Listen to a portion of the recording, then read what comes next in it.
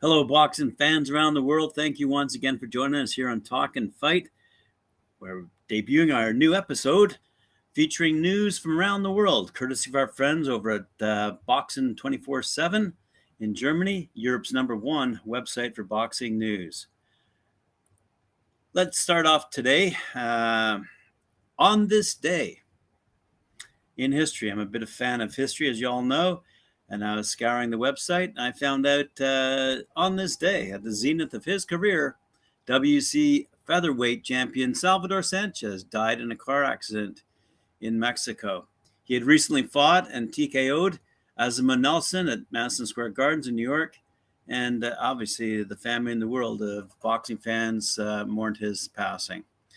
Sad news to start this episode off, but in upcoming news, fights coming up are very exciting. A lot of people are truly excited. They watched the weigh-ins today.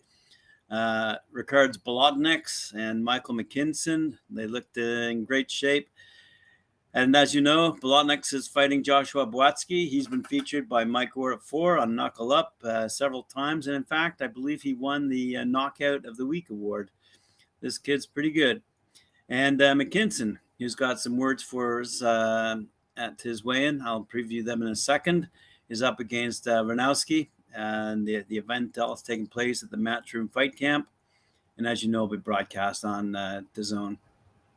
Anyway, at the weigh-in, Michael McKinson, a young undefeated champ out of UK with 2 knockouts, he's defending his WBO global welterweight title against Ranowski, who's 19-1 with 5 KOs.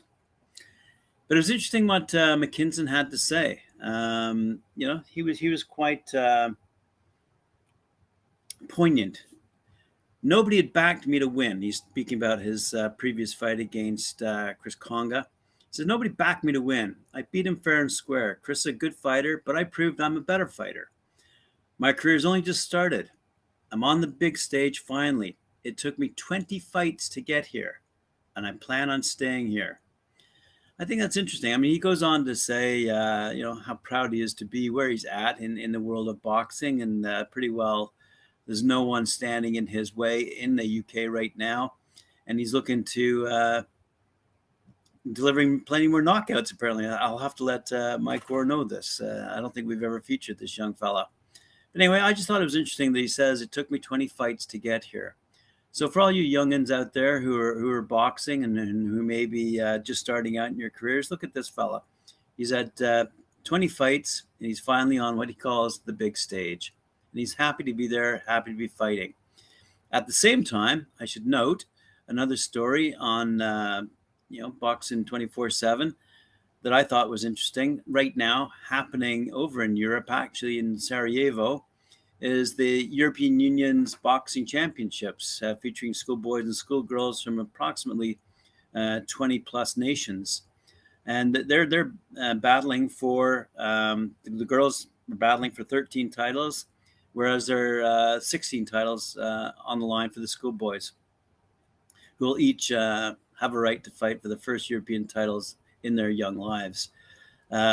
Countries such as Albania, Armenia, Belarus, Bosnia and Herzegovina, Croatia, the Czech Republic, Estonia, Georgia, Greece, Hungary, Israel, Italy, Kosovo, Latvia, Lithuania, Moldova, North Macedonia, Poland, Romania, Russia, Serbia, Slovenia, Spain, Turkey, and the Ukraine are all sending 80 schoolgirls and 209 schoolboys, as I'm reading this. Anyway, they're all going to battle out starting today in Sarajevo, and good luck to them. And remember, these are 17, 18-year-old boxers, and hopefully one of them will break out in the upcoming years and go on to fight 20 professional fights before even hitting that big stage, as Michael McKinson pointed out to us. In other fights upcoming, I do owe an apology to Errol. I kind of thought he backed out, was using an eye injury as an excuse. He wasn't. As Manny Pacquiao pointed out, Errol Spence was forced to withdraw from his blockbuster scheduled fight against Manny Pacquiao, the 8 division former welterweight champion, that was scheduled to take place August 21st. Anyway, it was due to a retinal tear in his left eye, which he has had surgically repaired.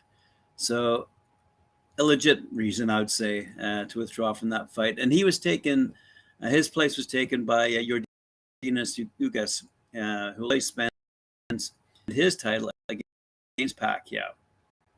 It's interesting what Manny Pacquiao had to say at a recent online conference, press conference. He said, "I wanted for Errol to make a fast recovery from his injury. Health is always the most important thing. I did my best in training and preparation for this fight, so I wanted to make sure my hard work was not wasted. Ugas was ready to fight and challenge me on August 21st, so it's a great thing that I hard work in the gym when we face on fight night. I'm not disappointed at all what happened because my hard work now not be wasted. Ugas stepped up and is bringing his WA championship into the fight, which I'm excited to fight for," says Pac. "What I can say to the fans, this is definitely not an easy fight. Ugas is a champion because they gave him my belt. Now we have to settle it inside the ring. I cannot take him lightly because he's the kind of fighter who will definitely take advantage of that." So it's interesting to see what a champion such as Pacquiao is considering, is thinking about when he goes up against Ugas on August 21st at I believe it's the T-Mobile Arena down in Las Vegas. Anyway, it's going to be a great fight nonetheless. I'm looking forward to see him once again. I've often said I consider him one of the best pound-for-pound fighters in the world, and I'm glad he's taking time off from his political duties in the Philippines to step into the ring once again. And that's all the news that I thought would be important for you guys out there in the boxing world to bring to you today. I'm looking forward to the fights this weekend. I'm looking forward to seeing Manny Pacquiao in the ring again.